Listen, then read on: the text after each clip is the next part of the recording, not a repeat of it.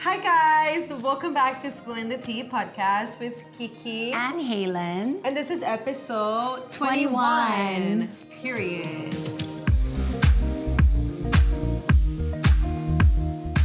Cheers! With coffee. Welcome back.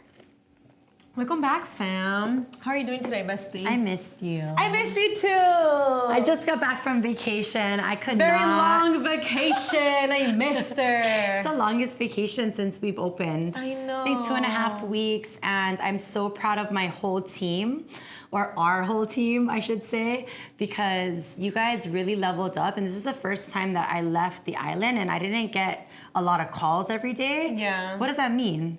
It means that we are doing great. It also means that we have more help. There's more people covering more areas. Where before, it was basically just you and I. So it means that we're growing. There's more help, you know. You used to have a lot of anxiety when I would leave. I know. I was gonna ask you, did you not getting any text or calls? Did that give you any anxiety? Yes. Did it? It did so much, and I think that it's a perfect time for us to talk about anxiety today because you and I experience anxiety, and also a lot of the kids that we work with experience anxiety. Probably a lot of us know someone who experienced anxiety. Yeah. So I guess it's a very common emotion. I feel like I experience anxiety a lot. I have been able to control it, but sometimes I get confused because I'm like, am I anxious or am I just nervous? So what is anxiety? What's the difference between one and the other? That's a good question, actually, because a lot of times, especially the younger generation, I'm not calling you out or saying anything negative, but just because of the social media and the TikTok era, and there is actually good information sometimes on those platforms. However, because of that, many kids think automatically that they have anxiety when really they might just be nervous. And so it's really important for us to be able to distinguish the difference. And the difference is that all of us experience in our body, like our nervous system activated, and fear or nervousness, like these are natural emotions that all of us will experience, and they're good things because they notify your body that maybe something's wrong in the environment, maybe there's a threat in your environment, maybe something doesn't align with your beliefs or your values. And so that's why sometimes this fear or nervousness will come up. Now, anxiety sucks more than being nervous because it consumes you, and it actually will negatively impact important aspects of your life and will limit you in important aspects of your life. For instance, like school or relationships, friendships. I was gonna say, okay, now I have a better idea of maybe times where I've had anxiety and some other times where I've just been nervous. And I'm like, oh my God, I'm having an anxiety attack and I'm just nervous. Tell them about your, anxiety then. Okay, wow, I have so many examples in my head, but I think that one of the biggest things that causes me anxiety, really bad anxiety, anxiety in advance, anxiety in the moment, and then I'm fine after, is flying. Oh yeah. Oh my God, oh, those that's that a know phobia. me, I don't know. I know it feels really, really bad, and it kind of feels like it literally weights me down at times. I want to cancel my my flight travels, but I get a lot of anxiety when it comes to flying, only because I have this really bad thought distortion that I think we're gonna take off and the airplane's gonna fall out of the sky, And talking about TikTok, one of the ways that I was able to overcome that is that there was this girl, you know how the algorithm works? There was this one girl, I was getting ready to fly actually to Hawaii, and she was talking about how flying in the sky, it's basically, she had a jello, right?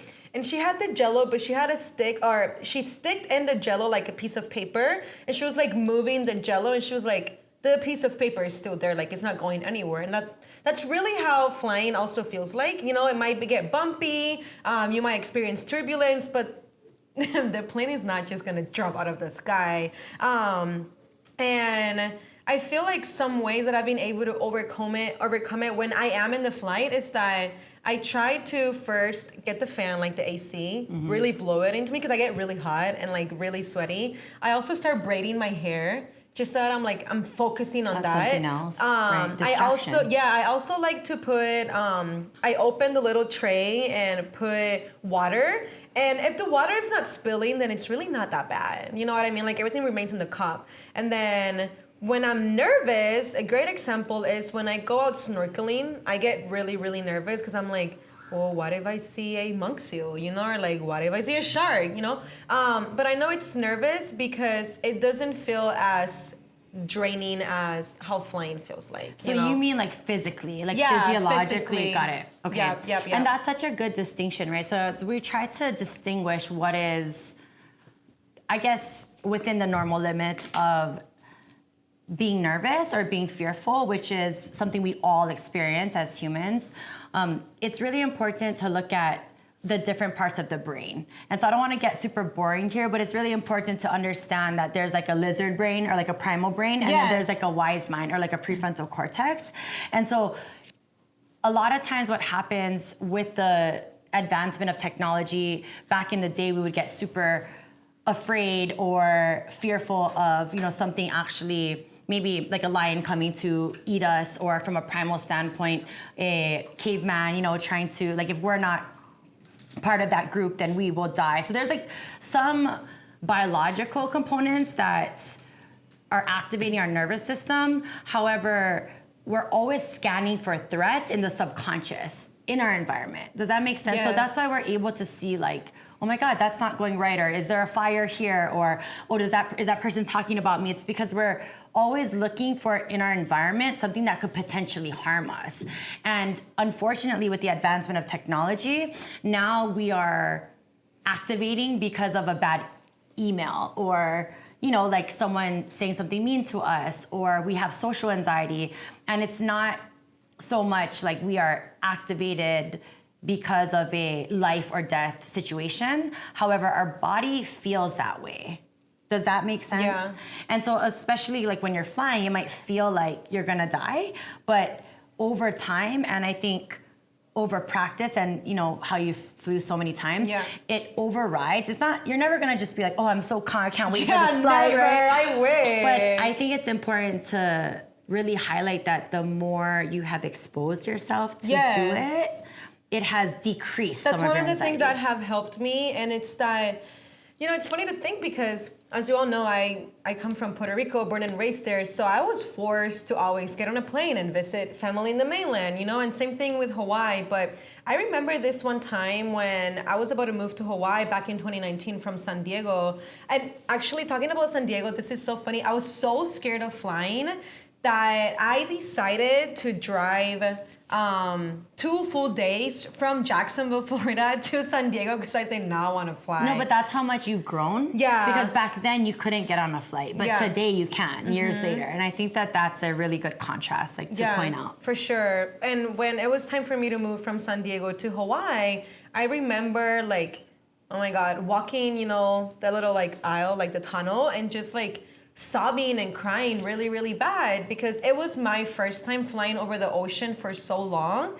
And of course, I had, you know, researched many weeks in advance, like what it is to fly there, how's the turbulence, like other people's experiences that I honestly should not rely on because, again, it's their experience. It's not going to be the same for me. But I just cried so hard and I was so nervous. I was so scared and I did it just fine. So once I got here, I was like, okay, well, Hawaii has many islands that I can just get very cheap tickets and just, you know, fly back and forth. It's just a 30-minute flight. And I think the more I did that in those 3 years that I lived here initially, the better I got with flying. Right. And now I'm like, okay, well, I'm going to go home. Fine. Is there a direct flight that I can just be on the flight for 14 hours? And I'll do it. Before, I cannot do that. So definitely exposure helped a lot, tremendously. I think for me, what sticks out in my mind, of course, I've struggled with anxiety for most of my life. Especially when it comes to like grants and stuff. Oh my gosh, she gets very anxious. Anyway, I've grown a lot, and 16 years ago, almost 17 years ago, when I had my first child, that anxiety was, I think, the wildest anxiety I've ever experienced. And my anxiety was around SIDS. So for those of you who don't know what SIDS is, it's sudden infant death syndrome. And it was my worst fear that my baby would die from SIDS. You know, and I think being a young mom and being in LA, just with my husband at the time, and not having any support. Being very young, all my friends still like at the club. Like no one's having babies. And you're out here like, are you breathing? Yeah. And so every single night, I would just stay up and watch the baby to make sure that that baby is still breathing and everything. And it really took a toll on my mental health. And so I had to go to the doctor and like get help for this. And I really didn't want to get on meds, but I did get on meds and it helped me so much. And I'm not a meds, I'm not a pill pusher, and I always want to utilize meds at a last resort. However, it is a tool. And again, if your brain is like mine, where any organ in the body can malfunction. And sometimes after giving birth, there are like postpartum mood disorders that can come with postpartum. And it can really be the difference between you being a really solid and confident mom.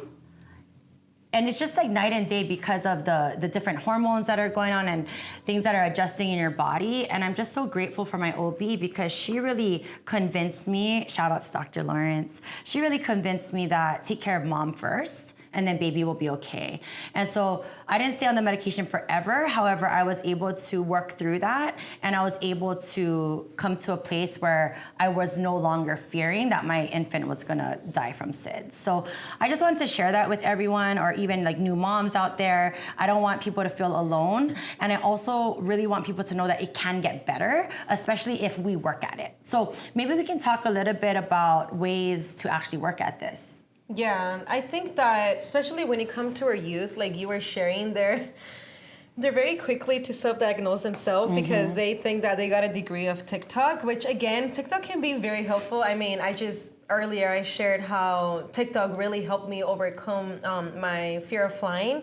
But I think that one of the ways that we can definitely show up for the youth when they're telling you their anxiety is that validate them. Yes. Don't tell them like, oh, that's so silly, like that's never gonna happen. Like, no, it's a real feeling and it feels terrible. If you've experienced anxiety, you know how bad it feels. So definitely validating them. It's one Yes. thing. And Kiki, what is validation? Just because you're so good, you're so clinical now, but I know like not everyone knows what validation means. And so for parents or teachers or even just siblings and friends, if someone's going through anxiety, what does validation mean? So an example can be like, I have this kiddo that's coming to spill the tea cafe and, they're sharing with me that they're really having a lot of anxiety because summer is coming to an end. They have to go to the mainland for school. Right. And, they are losing that aspect of a safe space because, spill the tea cafe is not in the mainland. And now they're like, mentally, they're going through a wreck, right? I want to tell them like, hey, like, no, don't worry. I understand why you're feeling like that. It is very difficult to go through new challenges and really leave behind what you've known for your entire life. But also know that this is a great opportunity for you to create another safe space. And there are going to be other kids that are going to be like you, that you are going to be able to connect with. It is going to get better. But just know that what you're feeling right now, it's completely valid. And I would suggest that maybe we journal about it. Maybe we identify 10 things that we can do to create a safe space in the mainland. When you are feeling lonely and when you are feeling detached from everyone, who can you reach out to that are back here in Hawaii? Just things like that. Don't try to push them away like, oh, like it's gonna be fine, don't worry about it. Because the more you invalidate the kids, just the harder you make it for them. But also, it just makes them feel like they can come to you for their feelings. So instead of them sharing them with you, with me, or with their circle, they're just gonna start bottling that up and it's just gonna be worse. I know that it comes with really good intention for us to want our kids to become resilient, to become stronger. We want them to be able to handle problems as they come to them. And so we want to say, hey, suck it up. This is not really a big problem. I need you to just get over this. Right? And what we're forgetting as parents is that they are actually activated in their nervous system, right? And whether or not they're showing it, whether or not they're crying or they hold it in, maybe they externalize, maybe they go inwards, internally, they are extremely stressed and activated, and you have to give them that time to regulate. So if they're not regulated and they're not calm, then nothing you say to them will resonate or impact them in the way that you want, right? And so that's the hardest part, sometimes being patient with your child who may or may not be wired the same way you are. And we want to make sure that we teach them how to process the anxiety. We make sure that we teach them and model for them, right? And a lot of times that means getting down on their level and matching their energy. Of course, if they're having a big tantrum, you're not going to be having a big tantrum. But what I mean is, if they're sad, you're not going to be screaming at them, right? Like if they're sad or they're tearing up, you're not going to say, "Don't worry, school's going to be great," right? Like you have to be able to what we call like mirror neurons or co-regulation with your child, because they don't have that prefrontal cortex developed yet the same way we as adults have it developed. And so all of that long-winded thing, I want parents to give their children enough time to regulate and get back to baseline before they start giving them feedback about how to become stronger, right? So letting them cry, saying it's okay, asking them how they feel, and if they feel scared, and they don't know why they feel scared, to accept that, as that is a very age-appropriate answer. A lot of times parents will tell me like, I hate when they say, I don't know. They say, I don't know for everything. But really, they don't know because they don't have the verbal language yet to express themselves. And so, a lot of times it's a privilege to know and study and all of that. But something as simple as that can really make a change for the better in a family or for a child. So I just encourage all of us to really, take a step back, slow down, and then allow our kids to regulate before we start telling them to suck it up or be very strong. Are there some ways that you regulate yourself, or why do we even have to regulate ourselves, Kiki, before we start to change our thoughts or change our beliefs or do this thought work? Why is it important that we regulate before we start to change our thoughts? I've experienced that when I'm going through that like anxiety moment, right, that I'm extremely anxious, when I don't regulate myself, I cannot think clearly, right? So I'm like just stuck in this like little cubicle right now. And I think one of the things that I do and again, like this is something that I had to learn, I didn't know how to do it. I would just like stay stuck for hours, cry my eyes out, or like when it came to flying, I would just be anxious the entire like 6 hours of the flight. And it was so bad. I remember one time this is the Hawaii flight actually. I was wearing like a long sleeve shirt because the airplane was really, really cold, but I was so anxious. I was sweating. I had to take off my sweatshirt. Like it was really, really bad. And now that I know how to regulate myself. How do you regulate yourself? Yeah, I was gonna share that. For example, recently, as you know, we're a nonprofit trying to make it out here. And one of the things that we deal a lot with is the grants. We're constantly applying over and over and over to grants, working with foundations, and it can be very challenging and discouraging at times because we've been turned down by so many, foundations that when there's an opportunity out there, I'm already thinking like, I literally go to sleep and in my brain, I'm like, well, why are we gonna apply for it if we already done this and this and that wrong? Or what if we apply and then they get back to us and they say, well, you're missing all these 10 things and then we don't get it, right? So I've noticed that when I'm in that state of mind that I'm completely blocked and I cannot think positively, I either go to the gym, right? I maybe do some cardio or lift some weights, or I just take myself on a hike, because that physical movement, being active, really allows me to release that energy and think a lot more clear. I see. Yeah. Yes. What about you? Yeah, I think it's important that we explain that when your nervous system is activated, it's called like fight or flight. Yeah. And when that's happening, the prefrontal cortex, what we call the wise mind, it does go offline. You're not able to access it, right, for valid reasons. If you are actually in a life or death situation, your libido is gonna shut down. No one cares about that. Your digestion is gonna shut down. No one cares about that in a moment where you might face life or death. And so that's the reason why, right? Like we can't access that executive functioning. And so even though it seems like very simple, it's a complex idea that in order to change your thinking patterns, you have to be regulated. And one of the ways I guess you do it is through physical movement of your body. Yeah. And a lot of people who do a lot of like personal work and personal development, they all understand that that's just a basic thing we have to do is move your body, right? Because there's energy in your body that you have to release. And I think also in talking to kids about this, right? We want to have them think differently. We want to have them maybe think more positively, but they can't do that, or they can't even see another perspective if they're activated. That's what I really want to try to drive home today, is that there's no sense in trying to reason with anyone if they're activated, right? Like even if someone's pissed off at you or they're yelling at you or they're screaming at you, like it's just not, they're already at a 10. So from a 0 to 10, at a 10, you can't do anything. So we're really trying to prevent this from happening. We're trying to prevent the anxiety attack. You know, Inside Out 2, for those of you who have not seen it, I really highly recommend that movie. But there's a scene in the movie where they show like the feeling of anxiety and what it looks like during a panic attack. And I felt like that was so accurate.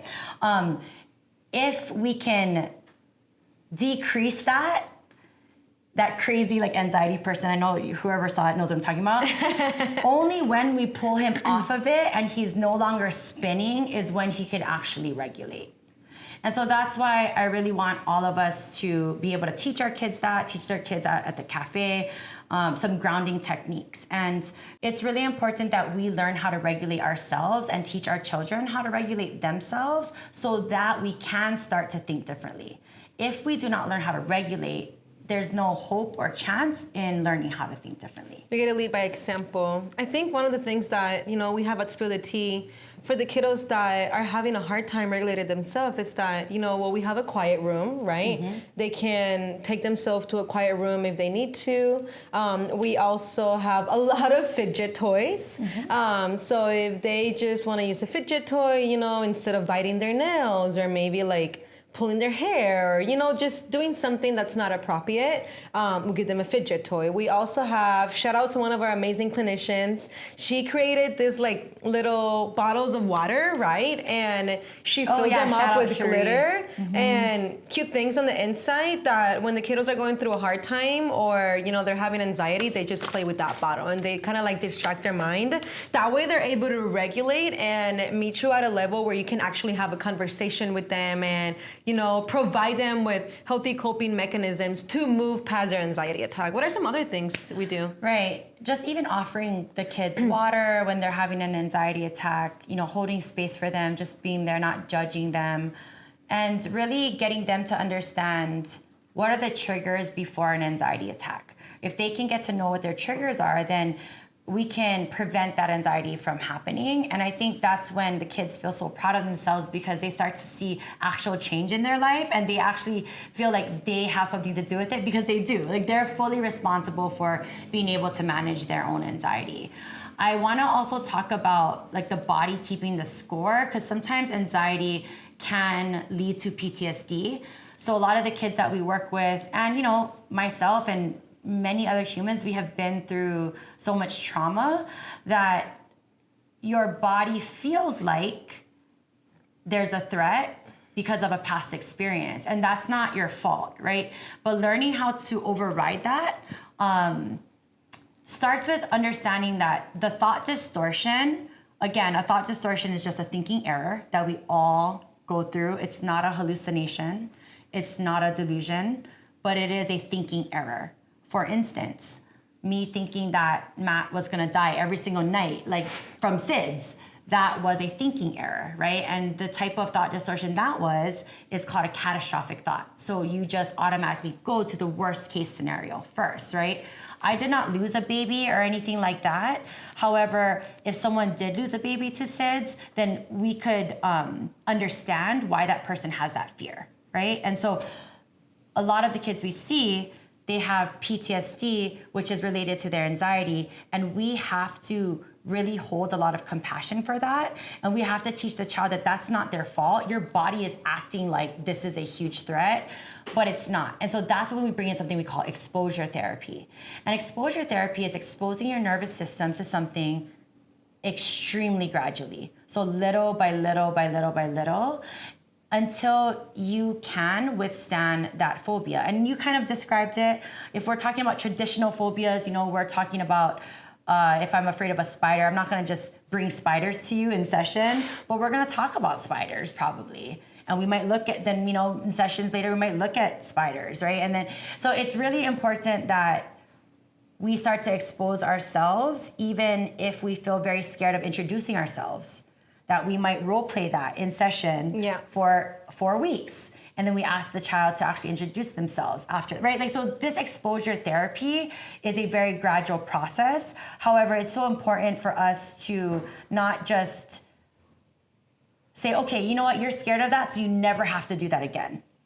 Like, you never. Because you're not working through it. Right, like I don't want, if say, for instance, my kid is afraid of the dark, right? And I say, don't worry, you can just sleep with me every single night for the rest of your life. Like that might be okay with me, honestly. Like I actually wouldn't care, but it's not good for my child. Yeah. Right, and so we always have to think about what is the best for the well-being of the child. Period. I'll give a few more tips for working with kids with anxiety. There's something we call progressive muscle relaxation. It's just a fancy word for being able to tighten up really, really as hard as you can. I've and then never release. practiced that, but I heard you talking about it in our last training. Yeah, so for kids, right, like they want to bite or hit, like for younger kids. And so we teach them, you can be upset or you can be scared or you can be sad, whatever it is, but we cannot bite, we cannot kick, we cannot, hurt ourselves and those kind of things. So we say instead, can we try to, make a list of other tools we can use for an anxiety? And one of those is progressive relaxation. And so if the kid is 5, they're squeezing 5 times and then releasing, right? Say if a kid is screaming at other children or screaming at family members, we do allow them to scream in a pillow only to release that. Again, this is not overcoming anxiety. This is to regulate first, and then we can help them with the to release that energy, right? Yes. We also have multiple, hundreds of grounding techniques, like 5, 4, 3, 2, 1. Just being able to focus on something else. Distraction sometimes can be used for prevention of anxiety attacks, right? Like looking at 5 things you can see, and then 4 things you can touch, and then 3 things you can hear, smell, taste, those things. Being able to put actually like your body in a very cold temperature. So that's like where ice plunge comes from, not for anxiety, but just for gaining that gray matter in your brain to do things that are hard for you to do. A lot of people will do like the ice plunge, very hot bath, just changing the temperature of your body. Sometimes people will get ice and put on the back of their neck, or kids can do that as well if they have like violent outbursts or that kind of thing. But it's really important for us to tailor it to the kid. And if it's not working for the kid, we don't force it, right? So because we have to understand that what may work for you may not work for me. Because again, like, we may be similar, but every single individual is different. So there may be some 3 techniques that we're talking about right now that may not work for your kid, but maybe the other 2 will, Right. Yes. And I also wanted to point out that a lot of times anxiety can manifest in different ways that you may not be aware of. So if your kid or yourself shuts down a lot, or that was the way that we were programmed growing up, a lot of times you will not realize that stomach aches, like GI issues, IBS, migraines, these physical symptoms are highly related to anxiety. And a lot of times people don't realize that. So especially in children, like stomach aches are related to anxiety. And it's important that we are able to talk to the child and be able to have them release it somehow and be able to express whatever they might be fearing. And it's important that kids can also release it through other ways, like play therapy and or art therapy or joining sports or anything like that can also help. We have a anxiety group for elementary kids and also for high schoolers. So feel free to check that out as well. But a lot of times when it is manifesting physically, I also know some people, I work with med students and physicians, and so a lot of times it's limiting their day-to-day work. It's like they know that they can do this work, they know they can do this examination, they know they can do this test, but their body is like shaking, or their body is not able to meet them where they need to be in that, right? And so when we're looking at physiological symptoms, sometimes while we're doing this work in therapy, I do recommend medication, especially if we're doing exposure therapy. We might ask you to get on some medication to help you through that, with the idea of weaning you off once you are more exposed to that stimulus that causes anxiety. And so a lot of times I just really want to break the myth that it's not about being on medication forever. Sometimes it's about being on medication throughout the exposure therapy or throughout the trauma work. And a lot of people will just completely be a different person night and day once they're able to go through that exposure therapy. So I'm a strong believer of EMDR, exposure therapy, and I highly recommend it to anyone who is feeling like talk therapy is just not working for their anxiety. I did EMDR. How did you like it? I loved it. I loved it. I loved it. Initially, I was like, what do you mean just following like the screen is gonna do something to me? And it was life-changing. I think that's also one of the things that helped me overcome my fear of flying. Yeah. For those of you who don't know what EMDR is, it is an evidence-based treatment called eye movement desensitization and reprocessing. And really, it's like this bilateral movement with your eyes, and it's trying to recall traumatic memories and then have you reintegrate and show yourself that you are actually safe and that you are okay and that you actually can change your thoughts around it. I'm not gonna lie,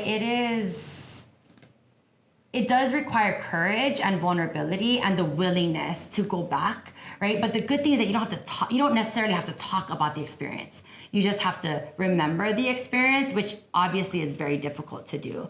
But again, the more that you do this, you do become desensitized to it, and you can have a new perspective either on that situation or on the coping capability that you have now that you maybe did not have back at that trauma.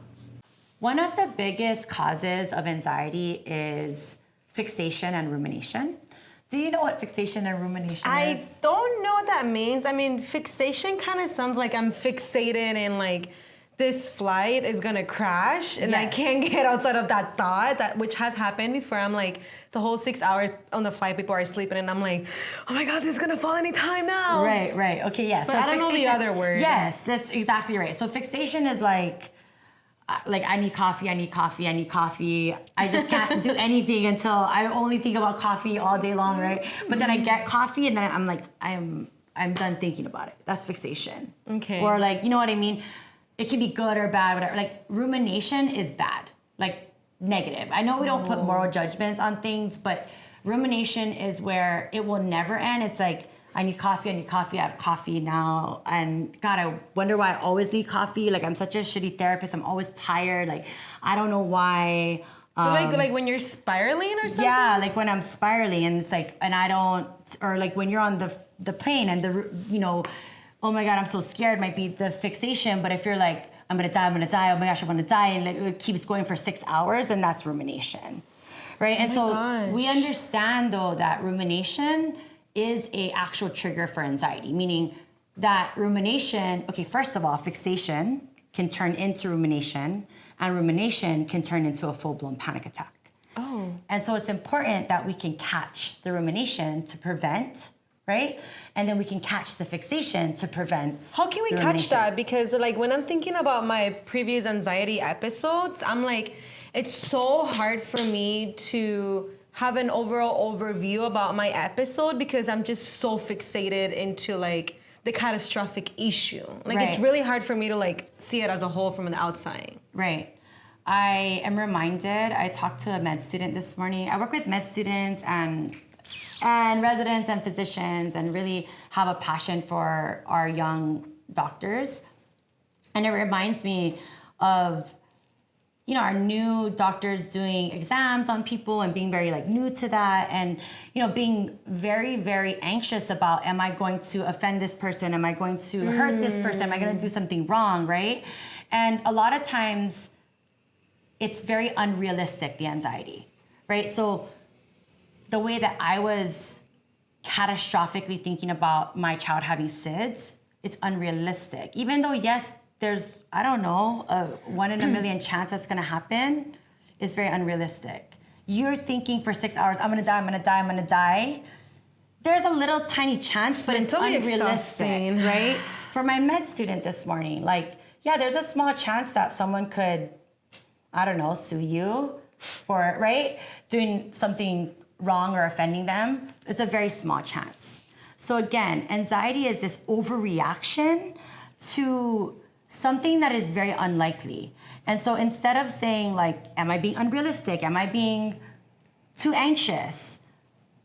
Those only give us a yes or no answer. And so we're still confused, we're still anxious. And how do we work around the rumination? Is that what it's called? Yeah, a better question to ask is, what evidence do I have right now that supports this thought? So, for instance, if you're like, I'm gonna die, I'm gonna die, I'm gonna die, a better question to ask yourself to figure out, am I ruminating or is this real? Is like, what evidence do I have right now that this plane is gonna crash? Which is literally none, because the engines are working, nothing is set on fire, the pilots are talking through the thingy saying it's just bumpy air, we're gonna be fine. If that's right and we don't have tangible evidence, then you're gonna know at that point it's rumination. For me, it's like, what evidence do I have that this child is gonna die by SIDS, right? The only evidence I have is basically none, but like that they're an infant, that's it. Right? And so once I understood that, okay, the kid is healthy, the well baby check was fine, like the breathing is okay, like, you know, there's no blankets in the crib, right? Then I know that that's rumination. For my med student, like, what evidence do we have that this person is gonna potentially sue you? In this moment, there is none. And so therefore, it's your responsibility, it's my responsibility, it's your responsibility to manage your own anxiety, right? I can't go screaming at my husband because I want him to stay up all night watching Maddie. You can't get mad at somebody else because you are afraid to fly, right? And my med student can't get mad at the patient or ask their attending like 10 times a day, like, is that person mad at me? Is this gonna be okay? Why? Because we are actually managing our anxiety. It's not actually that I'm afraid this person's gonna sue me, right? It's more that I need to manage my anxiety right now. And so I'm gonna ask the attending 20 times if this person's upset. Or, you know, if I feel like my baby is gonna die from SIDS, then I'm gonna stay up all night just watching the breathing. It's because that's managing my own anxiety. That's wild when you say that, because I'm not a mom, and when my sister, for those that don't know, I have a younger sister. She's 6 years younger than me. When that girl was growing up, I left my room and I moved into her room. We slept together in the same twin bed because I thought she was gonna die. And like literally every hour or two, I would put my finger on her nose to make sure she was breathing. Yeah. For like 5 years. That's so sad. It was so sad. Yeah. And but that is legit anxiety. Oh my God, you know, so and bad. And that is a thought distortion, like we talked about earlier. And that thought distortion is called emotional reasoning. Emotional reasoning means it is a thinking error, and it means because I feel this way in my body, like there's electricity or whatever is going on in your body that produces those emotions, literally that's all it is, right? It's this feeling, physical feeling in your body, but because you feel that, you believe it to be true. So because you felt like your sister was gonna die, you believe that to be true. Because I felt like that baby was gonna die from SIDS, I lived my life as if that was true, right? Just because someone feels like I don't know, when Morgan was little, like he was scared of a monster being under the bed, right? Because he feels that way, it's true for him. This is called emotional reasoning, but it is a thought distortion. It's so important that we learn how to recognize our thought distortions. If not, we can be so limited in our lives in general. I love that. And there's great ways of overcoming anxiety.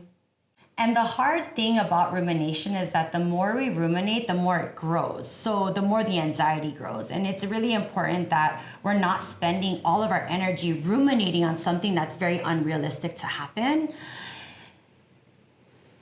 So being able to notice that takes practice. And that's the hard part about therapy, is that all that practice happens outside of the therapy office, not so much in the therapy office. We're discovering these thought distortions in the therapy office, but you have to practice it outside. And so when you start to notice the rumination, that is a signal to you that you need to take a step back and get regulated. Any of those things that we talked about, right? Grounding techniques, breathing techniques, box breathing, all the different things that you can do to regulate yourself. I really want people to start practicing. And just, if that's too hard for you right now, all I want you to do is start noticing how often are you ruminating, right? How often are you spiraling into something that's very unrealistic? That's also a very difficult thing to do. And if you can start practicing that on a daily basis, you will see some improvement. I feel like we just taught a whole like school lesson with this episode. That was very helpful. We ate it up. We did. I actually learned a lot that I kind of have heard but didn't quite understand yet. So I'm very happy. Are there 3 tips at least that we can share with the youth that are watching, the kiddos from Spill the Tea, those in the mainland, and also the families? Absolutely. So for all the teens out there, number 1, I would love for you guys to reach out, like be outwards. Don't hold it in. Don't internalize. Don't go inwards. Don't bottle it up. With your anxiety. That's my first tip. Second tip. Second tip is... Or anything you think. Stay active. Yes. I promise to you, like, you don't have to run a marathon, but if you're going through it, just go for a walk. If you are, for those that are going to college, right, that are very anxious around it, if you need to leave the class for 5 minutes to take a walk in campus, do that. If you have a fidget toy, go find your fidget toy and try to regulate yourself. So take a walk, stay active. What about you? I think the last but not least tip for our kiddos regarding anxiety is please keep going.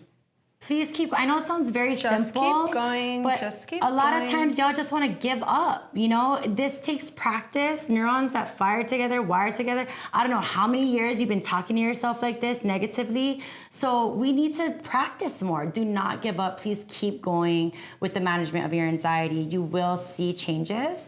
And with that, I also want to add to that, don't be so hard on yourself. We all go through anxiety episodes, and you need to, you know, I can't tell your parents to validate you if you yourself are not validating yourself. Like, okay, it is okay that I'm feeling this, but how can I move through it? So please don't be so hard on yourself. Don't be your biggest judger. Is that even a word? Yes, Judger? Don't be your biggest critic. And yes, that. Continue to keep going no matter how many times you fall. Trust me, girl, when I tell you this nonprofit journey, there's been so many times where we have just been knocked down, but we've been kicked on the ground. But we keep getting up because we want a model for all of you as well to keep getting up. We are gonna make it. Okay, you guys, thank you so much for supporting us. We love you, and we'll see you at our next group. Period.